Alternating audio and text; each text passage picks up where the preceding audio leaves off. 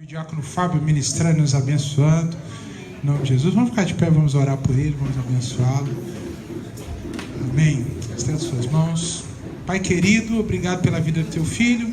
Que o Senhor, nesta noite, o use como já tem usado, poderosamente, para nos abençoar através da tua palavra, Pai. A nossa oração, nosso pedido a ti em nome de Jesus. Amém. Você pode se sentar. Glória a Deus. Deus, Ele é tremendo.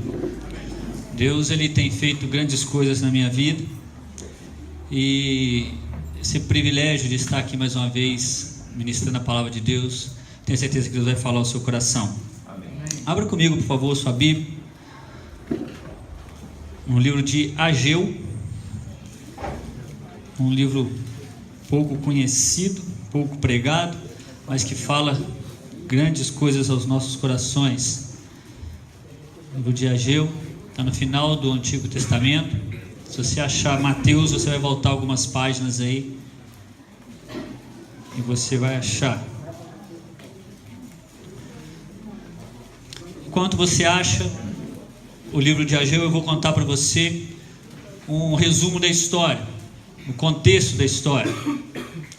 Nesse tempo aqui, Ageu, ele estava junto com o povo de Judá e de Jerusalém, voltando da Babilônia. O povo foi levado cativo, o povo de Israel, o povo de Judá, de Jerusalém, eles foram levados cativos, foram prisioneiros para Babilônia e ficaram lá por 70 anos. Foram cerca de 42 mil pessoas, um pouco mais de 42 mil pessoas foram levadas para aquele lugar. E lá o tempo foi passando, Deus já tinha dado uma palavra que eles ficariam lá por volta de 70 anos.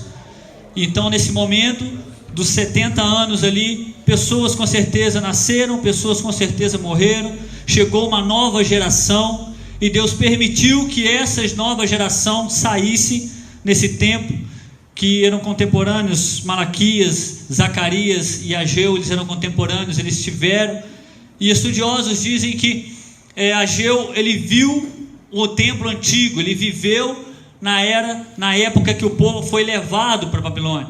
Ele já era nascido, ele já vivia naquela época, então ele foi levado muito novo, e ele viu o templo do Senhor, ele viu Jerusalém construída, ele viu os muros de Jerusalém construídos, ele viu todo o crescimento do povo de Israel. Então ele viu toda aquela mudança nas gerações que foram passadas ali.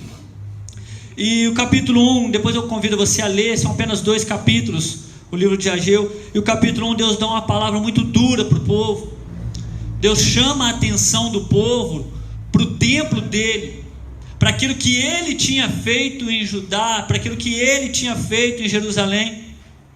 E o povo volta totalmente descaracterizado. Não era mais um povo que buscava a Deus, não era mais um povo que clamava ao Senhor constantemente. As gerações foram mudando, e na Babilônia existiam outros deuses, na Babilônia existiam outros deuses pagãos que eles adoravam. Então, quando esse povo voltou, eles se esqueceram do Senhor, eles se esqueceram de clamar, e eles começaram a se preocupar com eles próprios, eles começaram a se preocupar com a casa deles. Se você ler no capítulo 1 ali, você vai observar que eles se preocupavam mais em arrumar as suas casas do que a casa de Deus. No capítulo 2, no capítulo 1, versículo 2, ele diz assim: assim diz o Senhor dos Exércitos, este povo afirma, ou seja, o povo fala, o povo clama, ainda não chegou o tempo de reconstruir a casa do Senhor. O povo que estava preocupado com si próprio.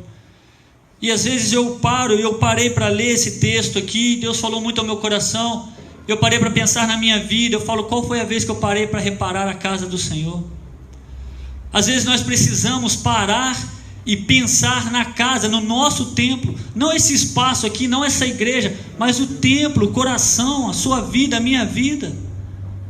E Deus dá essa palavra, e Ele continua falando que o povo recebe o seu salário, o povo trabalha, o povo se envolve, e é como se ele colocasse numa bolsa furada, é como que ele colocasse num saquetel. Algumas traduções vão dizer o saquetel furado. O povo não tinha dinheiro, E Deus faz um mover no sobrenatural aqui, que o povo ele se exausta no trabalho, o povo se envolve para trabalhar na agricultura, e Deus faz cessar a chuva. Deus não faz com que a chuva caia constantemente, e com aquilo a plantação que eles haviam feito foi uma plantação que não vingou. Então o povo começou a passar necessidade, o povo começou a passar dificuldade, o povo já não tinha mais o que trocar, o povo já não tinha mais o que colocar em negócio ali, eles passavam fome. E no final do capítulo 1, Deus diz assim: eu permiti que isso tudo acontecesse. Às vezes Deus permite acontecer certas coisas na nossa vida para o nosso crescimento. Às vezes Deus permite acontecer certas coisas na minha vida para que naquele momento ali eu pare de me preocupar com a minha casa e se preocupe com a casa dele. Pare de se preocupar com os meus próprios interesses e comece a procurar os interesses do Senhor. Então eu quero ler com você o capítulo 2, uma parte do capítulo 2, a partir do verso 1. No 21º dia do 7º mês, veio a palavra do Senhor por meio do profeta Ageu. Pergunte o seguinte ao governador de Judá, Zorobabel, filho de Sealtiel, ao sumo sacerdote Josué, filho de Jeozadak, e ao restante do povo: quem de vocês viu este templo em primeiro esplendor? Comparado a ele, não é como nada que vocês veem agora? Coragem, Zorobabel, declara o Senhor. Coragem, sumo sacerdote Josué, filho de Jeozadak. Coragem ao trabalho, ó povo da terra, declara o Senhor. Porque estou com vocês, declara o Senhor dos exércitos. Esta é a aliança que fiz com vocês quando vocês saíram do Egito. Meu espírito está entre vocês, não tenha medo. Assim diz o Senhor dos exércitos: dentro de pouco tempo farei tremer o céu, a terra, o mar e o continente. Farei tremer todas as nações, as quais trarão para cá os seus tesouros, e encherei este templo de glória, diz o Senhor dos exércitos. Tanto a prata quanto o ouro me pertencem, declara o Senhor dos exércitos. A glória deste novo templo será maior que do antigo, diz o Senhor dos exércitos. E neste lugar estabelecerei a paz, declara o Senhor dos exércitos. Amém. Aquele não foi um ano fácil. Foi um ano onde o que eles mais precisavam era agricultura, como eu disse, e a agricultura não vingou.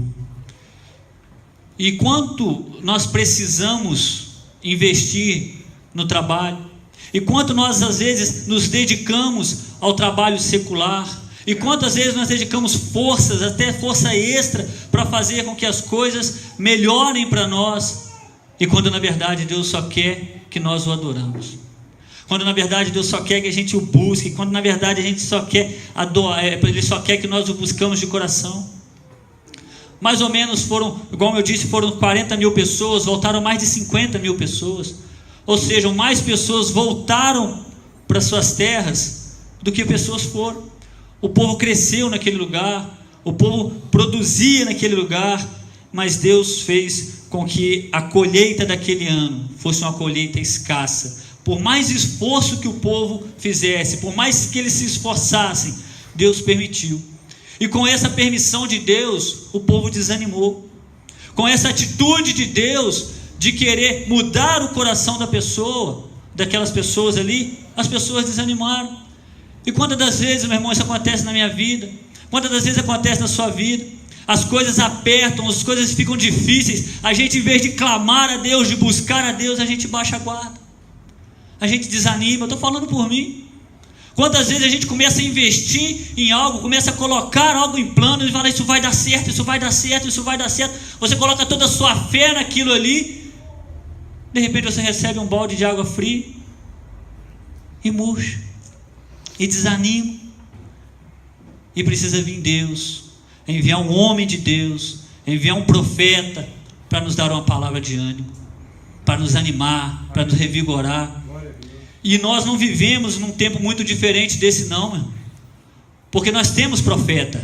Amém? Amém. Você crê que essa igreja tem profeta? Amém. A igreja tem profeta. Então você se coloca na posição desse povo aqui, porque você começa a investir toda a sua força, você começa a investir todo o seu tempo, todo o seu recurso, toda a sua fé, toda a sua oração, e de repente você recebe um balde de água fria. Aquilo que eu plantei, que eu desejei tanto que nascesse uma árvore bonita aqui para dar bastante fruto, não nasceu. Aí você começa a desanimar, aí começam a puxar as coisas para trás, aí já não começa nada a dar certo. E é nessas horas que Deus envia uma palavra para você e diz: igreja, coragem. Glória a Deus, aleluia. Coragem. Ter coragem quando as coisas estão favorecendo é mais fácil. Esses dias a gente assistindo aí as Olimpíadas, eu vendo lá uma luta de boxe lá, quando o camarada estava lutando, ele estava partindo para cima, ele estava ganhando a luta, ele estava partindo para cima. Mas a hora que ele leva uma, que as pernas bambeiam, que fica meio zonzo, e às vezes a vida nos dá um nocaute. Às vezes a vida tenta nos dar um jump, jab, é porque o lutador aqui dá um jab de direita, e aquilo baqueia. Eu lembro uma vez, o Juliano, muito novinho, eu fui pegar o Juliano, fui colocar ele nas costas, aquele cavalinho, né? Na hora que eu levantei ele fez assim, pegou bem aqui, as pernas tremeu tudo. Eu falei: segura, que se não segurar ele, cai nós dois. Eu nunca briguei na rua, nunca levei um soco no nariz, numa briga nem nada, mas já levei uma calcanhazada no nariz de uma criança de 2 anos, e quase me derrubou, e quase me jogou no chão, as pernas tremeu. Eu sei que deu uma fisgada na nuca aqui, que ela desceu para as costas, foi lá no calcanhar, as pernas balançou. Falei: eu vou cair, segura ele que vai cair nós dois. Às vezes a vida faz isso. Às vezes quando você acha que você está com domínio do negócio na sua mão, como foi a vez que você não pegou uma criança de 2 anos e falou: agora eu seguro essa criança, está na minha mão. Aí acontece o revés da vida. Quando você vai imaginar que uma criança vai fazer?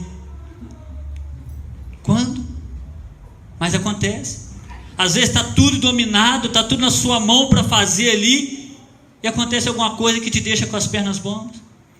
Aí eu falo para você aquilo que Deus falou para o sumo sacerdote, para o governador: coragem, vamos em frente, vamos continuar, vamos caminhar, vamos seguir. Deus sempre levanta alguém para te dar uma palavra de ânimo.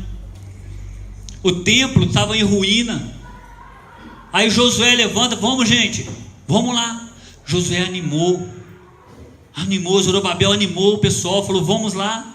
Dá para a gente reconstruir o templo, dá para a gente reconstruir aquela estrutura que está no nosso coração, aquilo que Deus colocou no seu coração, que de repente está em ruínas, meu querido. Nessa noite Deus pode realizar um milagre. Como nós cantamos aqui, o Deus do impossível está neste lugar. O Deus do impossível está aqui. Talvez a sua fé não esteja tão afiada assim, às vezes a sua fé não esteja tão ativa. Essa noite Deus quer ativar. Essa noite Deus quer fazer. A gente vive em tempos de espera. A gente às vezes quer as coisas muito fast food, muito rápido. McDonald's, tem que já chegar, já pedir, já receber, já sair, já comer e já ir embora. A gente precisa das coisas muito rápido. O mundo globalizado tem nos exprimido. O mundo globalizado, o comunismo, tem feito com que as coisas sejam tudo muito rápido. E às vezes a gente quer que Deus haja rápido na nossa situação também. Às vezes a gente quer apertar Deus na parede e apontar o dedo e falar: Deus, está na hora de agir.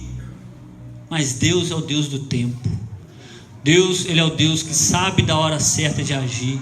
Deus, Ele é o Deus que sabe no momento certo de trazer a cura no meu coração, de trazer a libertação para a minha vida e de trazer a bênção também. Tem um momento certo. Às vezes a gente deseja tão rápido as coisas, mas Deus, Ele quer que a gente o busque e saiba esperar o tempo dele. E viver esperar o tempo é complicado. Eu tenho feito constantemente uma oração a Deus. Eu tenho falado: Deus, o Senhor me fez uma promessa. Não deixe eu cair no erro de Abraão. Abraão, homem de Deus, Abraão, homem de fé. Abraão está encabeçando a listas lá em Hebreus, na galeria dos heróis da fé. Mas o erro dele foi não saber esperar. E eu falo: Deus, eu quero saber esperar a promessa do Senhor. Não é fácil você receber uma promessa de Deus e passar 1 ano, e passar 2, e passar 3, e as promessas não chegam, mas vale a pena esperar. Vale a pena você colocar a sua vida, o seu joelho no chão e falar: Deus, me ajuda, não deixa eu cometer esse erro. A Bíblia, meu irmão, muitas das coisas que nós vemos aqui é exemplo de vida para nós. Se não funcionou com ele, por que vai funcionar comigo? Não deu certo para aquele homem, ele criou um problema danado na nação, porque ele foi no caminho errado e foi agir pelas próprias vontades dele. Deus falou: eu vou te dar um filho. Ele quis antecipar tudo, não soube esperar o tempo de Deus. Aí Deus me dá uma promessa, aí eu começo: não, já está na hora de se cumprir essa promessa, e começo a procurar do meu jeito para se cumprir aquela promessa. Vai sair tudo errado. Então a gente precisa crer e confiar que o Deus do impossível está agindo nesse lugar. Amém. O Deus do impossível, meu querido, está agindo na sua vida. Não pensa você que está tudo parado, não pensa você que está tudo na maresia, tudo tranquilo, que Deus se esqueceu de você, não. Deus está agindo na sua vida. Deus está agindo a seu favor. Deus está tratando do seu coração, Deus está tratando da sua vida, e eu creio que milagres Deus vai fazer. Precisamos ter coragem, precisamos ser fortes quando os ventos contrários vierem.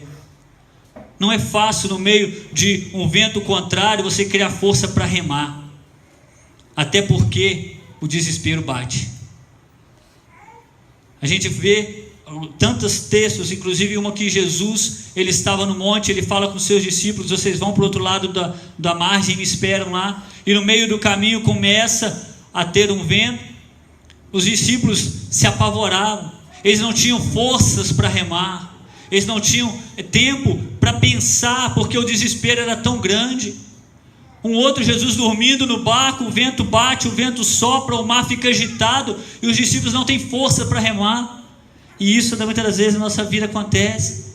A gente não tem força nem para dobrar o joelho e orar. Mas é hora de eu dizer para você mais uma vez: coragem. Amém. Creia que o Deus do impossível está agindo na sua vida. Amém. Creia que o Senhor tem grandes coisas para você, e Ele vai começar a realizar isso aqui nesta noite, em nome de Jesus. A minha oração, a minha fé, e eu tenho pedido isso a Deus, para que nesta noite Deus já comece a fazer grandes coisas na sua vida. Que esse dia seja marcado na sua vida como um dia do início da mudança de Deus. E a segunda coisa que eu vejo aqui, no mesmo versículo 4 do capítulo 2, ele diz: ao trabalho, ó povo da terra. Ao trabalho. Certo pregador um dia ele disse: quem não trabalha, dá trabalho. Quem não trabalha, dá trabalho. Precisamos trabalhar. Precisamos envolver a nossa mente nas coisas de Deus. Não trabalho somente secular. Não só o seu trabalho, não, eu preciso sair de casa cedo, eu preciso levantar cedo, eu preciso me esforçar para ser o melhor profissional, eu preciso me esforçar para ser isso, eu preciso fazer aquilo. Sim, isso é importante, sim, te mantém ocupado, mas a gente precisa ter o trabalho na casa de Deus. Para que Deus chama o povo a trabalho? Para quê? Reconstruir o templo. Reconstruir alguma coisa, nós sabemos que exige tempo. Reconstruir algo, nós sabemos que exige recursos. Esse povo aqui, do tempo, do dia que eles chegaram, até essa palavra que Ageu dá ao povo, se passaram cerca de 15 anos. O templo que tinha sido, o templo de Jerusalém, que tinha sido todo queimado, todo destruído, os entulhos que sobraram ficaram tampando o alicerce. Já não conseguia mais chegar no alicerce, já não conseguia mais chegar, fora as outras coisas que sempre iam jogando. Você já viu isso? Tem uma casa lá, um terreno vazio, o cara precisa fazer uma obra na casa dele, aquele entulho ali, não quer pagar um carroceiro, não quer pagar um frete, não quer pagar nada, onde é que ele vai? Vai jogar no lote vago, vai jogar naquele lugar vazio. Então eu acredito que o pessoal, quando começou a reformar as casas, porque nós vimos aqui que eles se preocupavam com as casas dele, os entulhos que sobravam nas casas, vamos jogar aqui mesmo, porque já nem sabiam, muitos nem sabiam que aquele espaço ali era o templo de Salomão, porque não viram, não conheciam a geometria a topografia da cidade, eles não conheciam. Aqui, aqui era a casa da família tal, ali a família Silva mora ali, a família Souza mora ali, a família Rodrigues mora aqui, a família... Então começaram a chegar naqueles lugares, mas ninguém sabia que aqui era o templo. Então Ageu dá essa palavra e o povo se anima e começa a trabalhar na reconstrução do templo. Eles começam a se dispor, e trabalho, meu irmão, exige disposição. Tá certo que tem dia que a gente sai de casa sem disposição nenhuma para trabalhar, mas no meio do caminho a gente vê que não tem outra forma, tem que ir mesmo, tá ali, eu preciso bater ponto, eu preciso assinar o livro, eu preciso... E Deus vai fazendo, e a gente vai se animando a trabalhar. Quantas vezes a gente sai de casa totalmente desanimado para trabalhar, mas às vezes antes de chegar no trabalho você já está animado, já está disposto, já acordou, né? Às vezes eu saio de manhã assim meio dormindo ainda, aí no meio do caminho você tem que ir acordando. Vai fazer o quê? Tem que trabalhar. E Deus nos chama a ter ânimo para o trabalho na obra dele. Trabalhar na casa de Deus favorece tanta coisa. E o trabalho desse povo aqui, quando a gente começa a construir para nós, ou seja, cuidar da nossa casa como se ela fosse somente nossa, como se ela fosse somente aquilo que nós queremos ou precisamos para nós, a nossa colheita ela é limitada. Quando nós começamos a olhar para o nosso egoísmo, egocentrismo, precisamos ali ficar, a colheita nossa é limitada. Mas quando a gente começa a trabalhar para o reino, quando a gente começa a trabalhar para a casa de Deus, trabalhar no reino de Deus, começar a construir em nós o templo do Senhor, a colheita é abundante.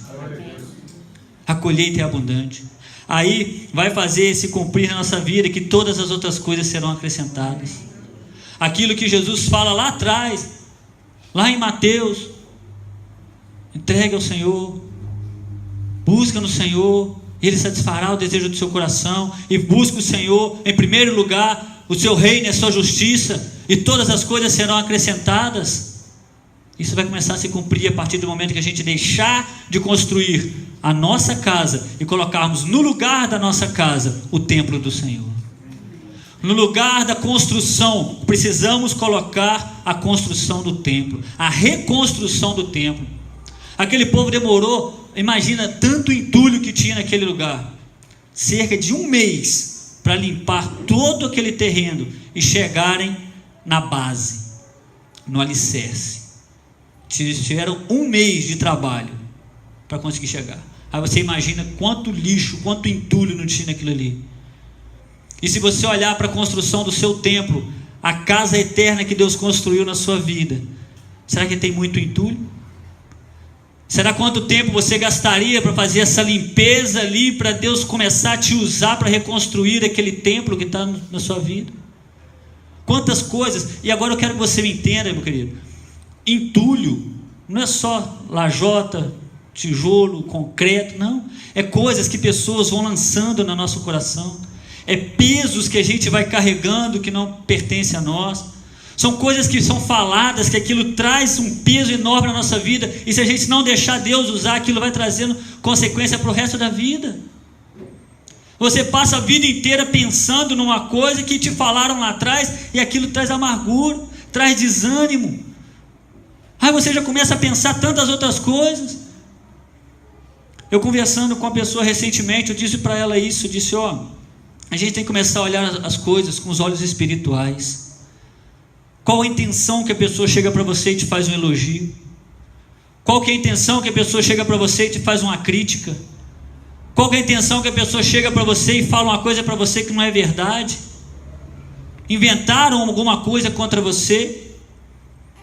Isso tudo tem um peso espiritual. E se a gente não tomar cuidado, começar a olhar com os olhos carnais, a gente sempre vai achar que aquele problema é nosso, quando na verdade o diabo está usando aquilo ali para acusar você. O diabo está usando aquela situação para te acusar e você carregar aquele peso para o resto da sua vida. Eu já contei essa história aqui, eu já falei do emprego que eu tinha, uma autoescola que eu trabalhava. Começaram a se levantar muitas coisas, muita conversinha, muita tico-tico, no meu nome, e quando eu pensei que não, eu estava sendo mandado embora. E eu cheguei para a pessoa responsável e disse: você está sendo um instrumento de Deus na minha vida. Você está fazendo com que Deus abra uma porta de emprego para mim melhor do que a que eu estava. E dito e feito, porque Deus abriu os meus olhos espirituais. Ele viu que aquilo tudo que estava acontecendo não era a armação das pessoas ali, era a armação do diabo para querer envergonhar o reino. Mas Deus, Ele é um Deus que nos surpreende. Deus, Ele é um Deus que abre portas. Deus, Ele é um Deus que capacita. Ele faz o impossível acontecer. Quando a situação acontece, a gente olha e fala: e agora? Como é que vai ser? Como é que eu vou viver? Pai de família, desempregado. Eu fiquei desempregado 3 horas. 3 horas. Isso porque eu precisava fazer o exame demissional, porque se não precisasse, eu saía de um e entrava no outro. Deus, Ele faz grandes milagres. Deus, Ele faz grandes coisas quando a gente se dispõe a construir o templo dEle, ou seja, colocar Ele em primeiro lugar na sua vida, colocar Ele em primeiro lugar naquilo que Ele quer ser. Precisamos ter essa disposição de reconstruir o templo, de dar manutenção no templo, de fazer o templo crescer. O templo não pode ficar só na base, o templo não pode ficar só pelo meio, ele tem que crescer, ele precisa de manutenção. Que manutenção que eu e você precisa para o nosso templo, para o nosso coração, nossa vida com Deus? A oração. Investirmos tempo na oração, termos tempo para buscar a Deus, termos tempo para fazer a leitura. Quanto tempo você gasta de leitura? Quanto tempo você gasta de oração? Precisamos ter o templo sempre em manutenção. O pastor tem dado uma palavra aqui de domingo pela manhã, maravilhosa, sobre o tabernáculo. Coisas que a gente nunca imaginava, coisas que a gente nem sonhava que existia. Oh, meu Deus, isso significa isso. E cada vez que aquele tabernáculo era desmontado e era levado para outro lugar e montado, eu acredito que tinha uma manutenção no templo. Eu acredito que tinha uma limpeza. Eu acredito que tinha lavavam-se as cortinas, lavavam-se a cobertura, limpava-se aquilo, porque deserto é poeira. Deserto é poeira pura, não tem de onde sair outra coisa ali. E a ventania? E vento sobra daqui, vento sobra dali, terra para cá, areia para lá. Isso acontece na minha e na sua vida. Às vezes o deserto que você está passando está fazendo o seu templo ficar sujo, e você precisa dar manutenção. Às vezes o deserto que eu estou passando, e eu vejo isso porque Deus já colocou isso no meu coração, eu preciso parar e dar uma manutenção no templo. É igual um carro. Se você tem um carro, se você deseja ter um carro, você uma hora tem que parar o seu carro. Seu carro não precisa só ficar rodando até o motor fundir por falta de óleo, que o óleo já virou graxa. Ou é daquele que só quer pôr gasolina e rodar. Não, o negócio do carro é só pôr gasolina, não precisa trocar pneu, não precisa fazer manutenção. Tem que fazer, tem que dar manutenção. A nossa vida espiritual, meu querido, precisa de manutenção. A gente precisa estar revendo os nossos conceitos a cada dia. A gente precisa estar olhando para a nossa vida e dizer: o que eu tenho que mudar aqui? Isso tudo exige trabalho, limpeza. Quem é dona de casa ou quem é dono de casa sabe bem que limpeza dá trabalho. O trabalho, às vezes você desanima. Você, minha irmã, que trabalha e cuida da casa, tem dia que você chega naquele ânimo todo, aí olha para a cozinha, a pia está lá, aí você olha para o seu quarto: não vou mexer na pia não, deixa a pia quieta lá, eu vou para o quarto arrumar meu quarto. Aí chega no quarto, você não consegue nem entrar de tanta coisa que tem espalhado. Aí você fala: mas não mora mais ninguém nessa casa para me ajudar. Vou ter que contratar uma faxineira, vou ter que contratar uma cozinheira. Até para você contratar, meu irmão, dá trabalho. Até para contratar. Um dia eu precisava fazer uma faxina lá em casa, fui numa vizinha, falei com ela, primeiro eu comecei a sondar, né? Eu falei: deixa eu ver a disposição da pessoa. Essas coisas a gente não chega chamando assim não, né? Eu já chego: pois é, estou precisando de uma pessoa para fazer uma faxina aqui, o que você acha? Gente, impressionante, a pessoa estava passando dificuldade financeira. Já tinham me pedido, pessoas da rua já tinham me pedido ajuda. Fábio, lá na igreja não dão uma cesta básica. Não, para a gente doar uma cesta básica ali para a pessoa e tal. Eu falei, não, nós vamos correr atrás, nós vamos conseguir para ela e tal. Eu falei, poxa, eu vou dar uma moral, né? Mas nem meus filhos ganham dinheiro de graça, ainda mais ela. Entendeu? Mas quer ganhar dinheiro, meu filho, ela. Carro para lavar, roupa para lavar, cozinha para arrumar, vamos lá. Aí ofereci, né? Cheguei e falei, precisando de uma pessoa para limpar aqui, dar uma geral aqui fora, passar um pano. Fábio, eu vou ver se eu consigo alguém para te ajudar. É sério? Você está rindo? É sério. Eu vou ver se eu consigo alguém. Eu falei, tá, obrigado. Estou esperando até hoje, isso já tem uns 2 anos. Estou esperando. Até para arrumar alguém para trabalhar para você, meu querido, dá trabalho. E não é de graça não, você está pagando. E às vezes você está com disposição de pagar bem a pessoa para te ajudar ali, e a pessoa não quer. Precisamos colocar o trabalho, precisamos fazer do trabalho uma exigência para a nossa vida, para darmos a manutenção no nosso templo, para reconstruirmos o nosso templo, para fazer o templo de Deus crescer na nossa vida. A nossa vida espiritual é um constante crescimento. A gente não pode chegar num nível e dizer, estou no nível top, estou no maior nível, agora não preciso de mais nada, já sou o que sou. O cara que sente assim, ele precisa lá olhar e ver que Jesus lavou os pés dos discípulos.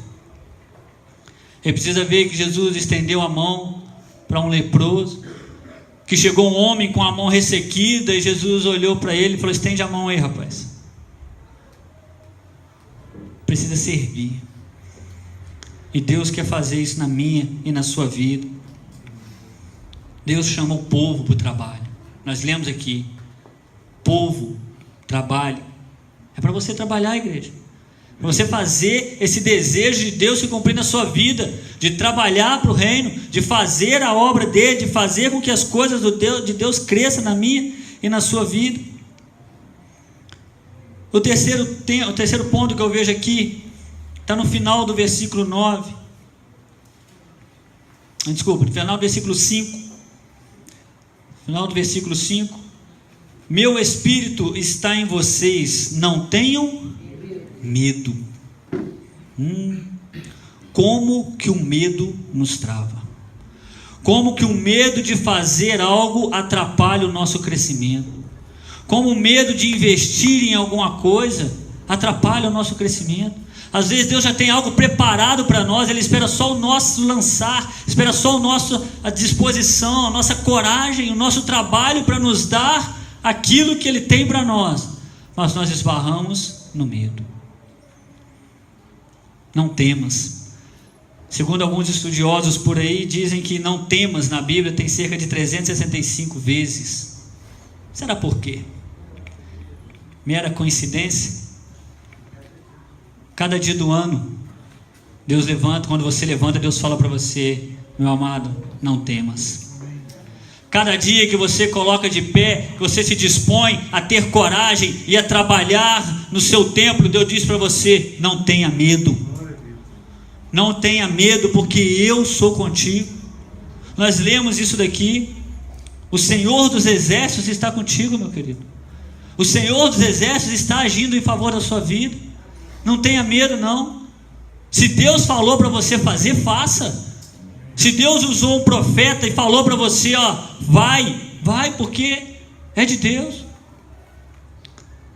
Não se intimide. Há um tempo mais na frente, na época de Neemias, o povo começou, cerca de quase 100 anos depois, o povo começou a reconstruir os muros de Jerusalém. Já estava todo mundo vivendo bonitinho ali. Aí Deus levanta Neemias e fala, reconstrua o muro. E o povo começou a olhar, os povos inimigos começaram a olhar e ver que Jerusalém estava sendo fechada. Eles começaram a atacar, começaram a acusar, começaram a dizer, isso não vai dar certo. E quantas vezes você se lança num projeto, às vezes até um irmão da igreja, às vezes até uma pessoa que você confia tanto, olha para você e diz, isso não vai dar certo, melhor você parar. E você tem aquela certeza no seu coração de que Deus está contigo, E você tem aquela certeza, aquela fé assim, não, mas Deus falou comigo que vai dar certo. Aí a gente o quê? Murcha, desanima, porque você confia tanto naquela pessoa, você confia tanto crédito para aquela pessoa, que ela vira um obstáculo e cria um medo no seu coração de investir, de continuar, de fazer. Precisamos olhar para o alto e avaliar se aquilo que aquela pessoa está falando é algo de Deus ou não é. Às vezes ela pode ser um instrumento de Deus e dizer para você: rapaz, não entra por esse caminho não, que isso não está dando certo. Não entra por aqui, não vai por aqui não, que isso está errado. E você precisa ter essa sensibilidade de Deus na sua vida e entender que é uma voz de Deus. Mas a gente tem que tomar um cuidado, porque ao contrário também é verdadeiro. A boca que a pessoa está sendo usada dela ali pode não ser a boca de Deus, pode não ser um instrumento de Deus para a sua vida. Não podemos ter medo de assumir compromisso com Deus, não podemos ter medo de assumir a palavra de Deus se cumprindo na nossa vida, não podemos ter medo de andar com o Senhor. Quando alguém pergunta para você: você é crente mesmo? Ah, eu sou. Se a pessoa é uma pessoa de Deus, se é uma pessoa firme na palavra de Deus, a outra nem pergunta, ela já chega: ah, mas você é crente. Porque há uma transformação. Com Pedro foi assim. Pedro, quando ele estava lá, Jesus estava sendo crucificado, Pedro estava longe, Jesus sendo acusado e Pedro longe, as pessoas olhavam para Pedro e diziam: mas você estava com ele, você era um deles, você fala que nem ele. Quando a gente está firmado na rocha, quando a gente está servindo a Deus, quando a gente está nos caminhos do Senhor, sem medo, tendo coragem, trabalhando, fazendo a construção do templo dele, só das pessoas olharem para as nossas vidas, ela vê que nós somos pessoas de Deus. Elas veem diferença. Então precisamos ter esse tempo para Deus. E para fechar o versículo 9, ele diz assim: a glória deste novo templo será maior que o do antigo. Outras versões diz: a glória da segunda casa será maior que a da primeira. Talvez você entre aqui arrasado por coisas que te falaram, por coisas que te fizeram, coisas que derrubaram o seu templo e você não teve ânimo para continuar, para caminhar. Eu falo para você nessa hora: coragem, trabalhe, não tenha medo, porque Jesus te fez mais que vencedor. O sangue de Jesus sobre a sua vida te fez mais que vencedor, e pode ter certeza, a vitória está próxima, você vai receber essa bênção em nome de Jesus. Jesus te fez mais que vencedor. Nosso futuro pode ser melhor se hoje nós sairmos daqui com coragem, desejo de trabalhar para o Senhor e não termos medo. Deixa o medo para fora. Eu trabalho diretamente ligado com o medo. A gente brinca lá que é profissão perigo. Você ensinar uma pessoa que nunca dirigiu, colocar um carro na mão dela e falar: vai, não é fácil. Não pensa você que é fácil, então cuidado quando você for criticar um carro de autoescola na sua frente, quem estiver muito devagar. Às vezes não é fácil. E muitas das vezes o que trava o aluno é o medo. O que trava a pessoa de desenvolver, você vê um potencial, você vê nela condições, você vê nela que ela tem jeito para coisa, mas o medo trava. Aí eu brinco, falo: não, faz o seguinte, sai do carro. Agora vai falar pro medo assim: ó, você vai ficar aqui fora, porque eu estou mandando você ficar aqui fora. Aí o aluno entra no carro de novo, bate a porta: fica aí, não entra não. Às vezes é necessário a gente dar essa palavra de ordem. Às vezes é necessário você dar uma palavra de ordem para o medo que está acusando o seu coração. Você vai sair da minha vida agora em nome de Jesus. E o espaço que você está preenchendo, quem vai preencher na minha vida é o Espírito Santo. O espaço que você está usando na minha vida, medo, você vai sair agora em nome de Jesus, e o Espírito Santo de Deus vai entrar naquele lugar. E é assim que Deus age, é assim que Deus faz. Precisamos colocar a nossa vida totalmente nas mãos do Senhor. Convido você a curvar a sua cabeça, fechar os seus olhos.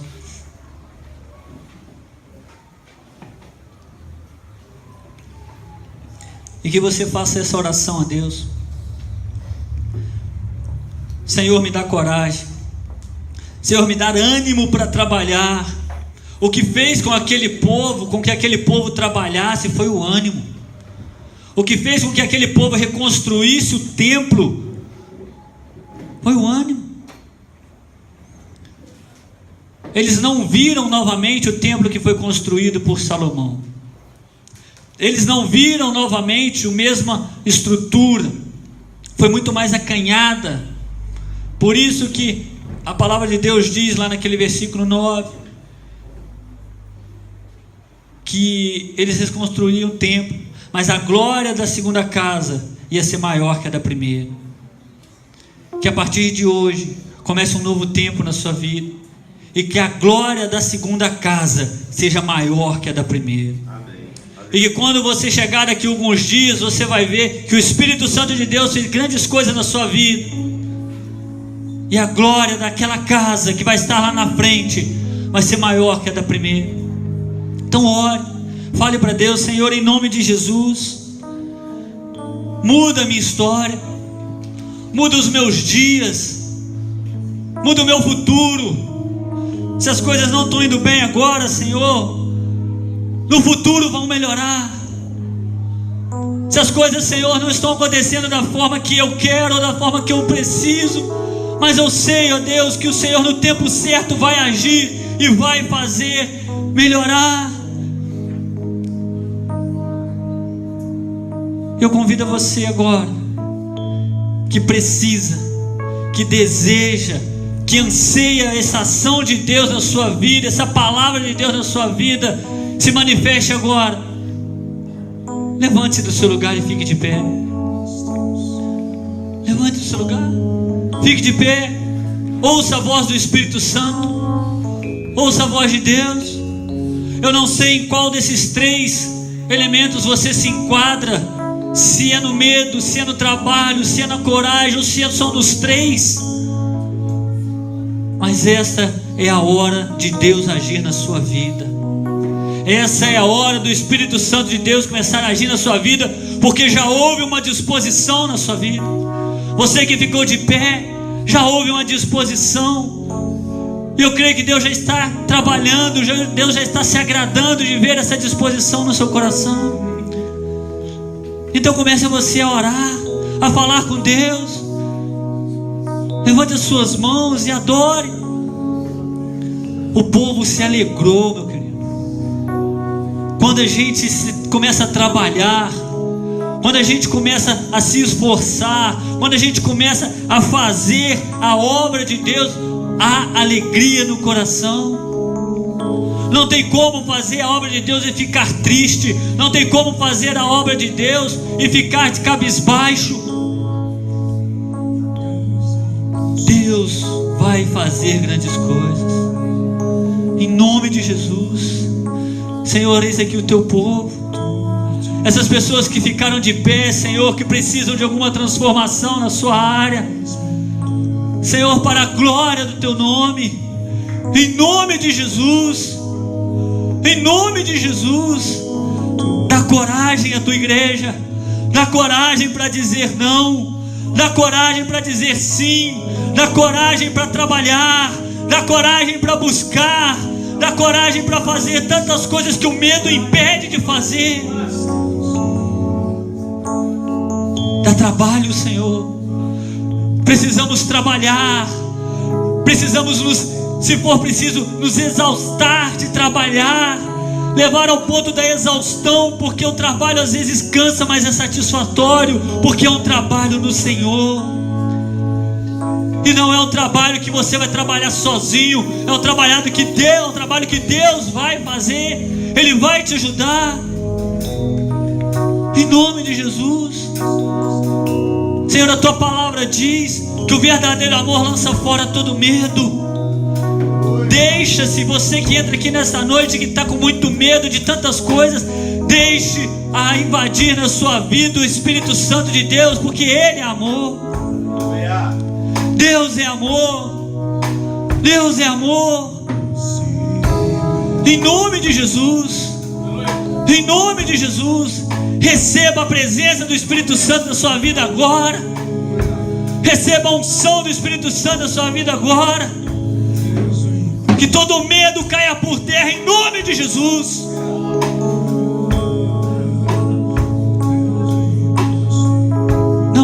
Não temos condições de viver com coragem e medo. São duas coisas distintas. É como água e óleo, não se misturam. Como você vai ser uma pessoa corajosa, empenhada, dedicada ao trabalho, se o seu coração está cheio de medo? Pede para Deus lançar fora todo medo. Pede a Deus para lançar fora todo medo, para que no lugar do medo esteja a coragem enviada pelo Espírito Santo de Deus na sua vida agora. Em nome de Jesus. Em nome de Jesus.